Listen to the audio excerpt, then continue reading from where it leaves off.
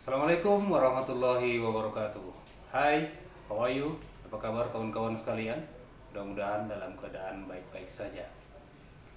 Baik kawan-kawan, hari ini kita berbicara tentang bahasa.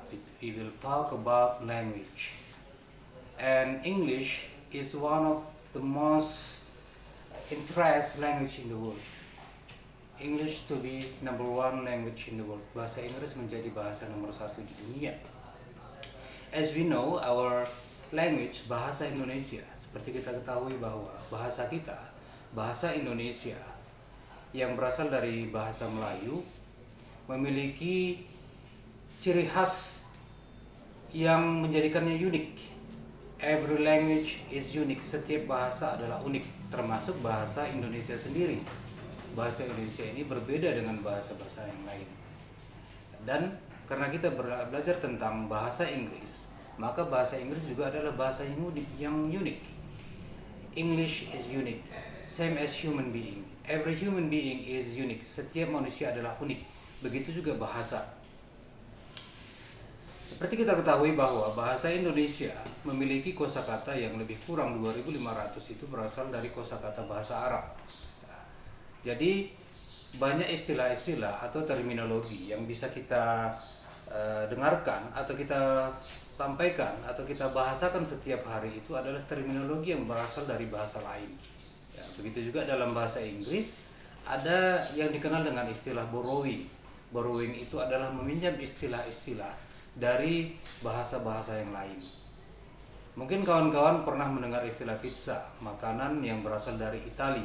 Maka itu adalah bahasa Inggris yang sebelumnya itu dipinjam dari bahasa Italia. Kita kenal buah-buahan seperti rambutan, seperti durian, yang kemudian di dalam bahasa Inggris itu juga disebutkan dengan istilah yang sama. Nah, tidak ada bahasa tersendiri tentang rambutan atau durian. They borrow from bahasa Indonesia. Mereka meminjam dari bahasa Indonesia. Maka apa yang paling membedakan antara bahasa Indonesia dengan bahasa-bahasa lain di dunia ini, terutama bahasa-bahasa dengan peradaban yang tinggi, misalnya bahasa Arab atau bahasa Inggris. Dalam bahasa Arab kita mengenal ada dua konsep waktu di dalam bahasa mereka. Yang pertama adalah konsep waktu di masa lalu dan juga konsep waktu di masa sekarang dan masa akan datang.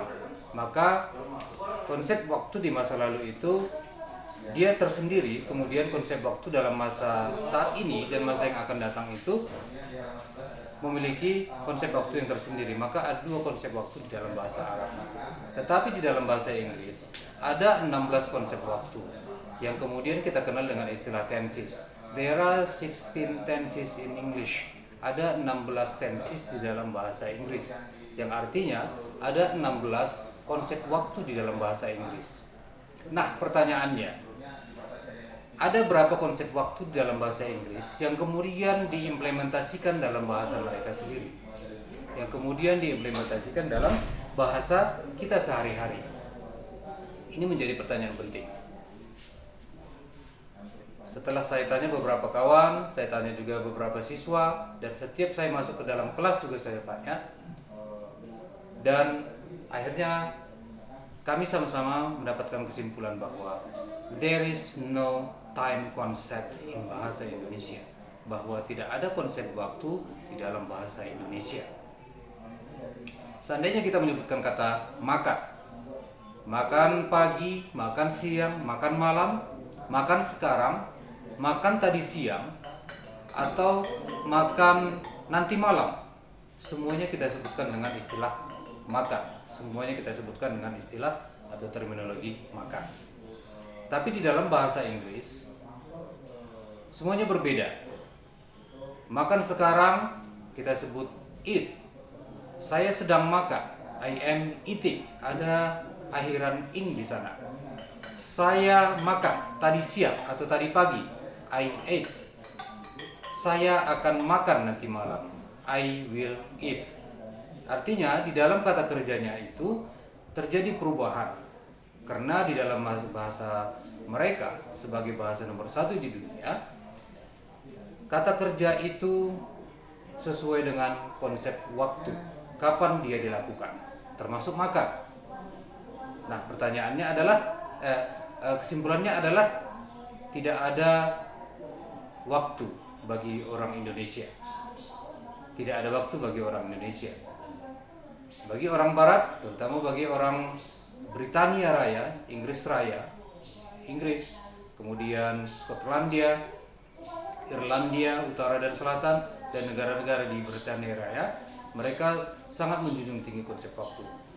Tetapi kita tidak.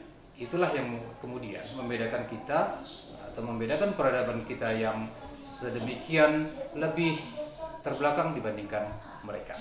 Maka inilah saatnya bagi kita untuk lebih banyak mempelajari bahasa, karena dengan mempelajari bahasa kita bisa mengenal, bisa memahami lebih jauh tentang budaya kita dan membandingkannya dengan budaya orang lain yang kemudian dikenal dengan istilah cross culture understanding.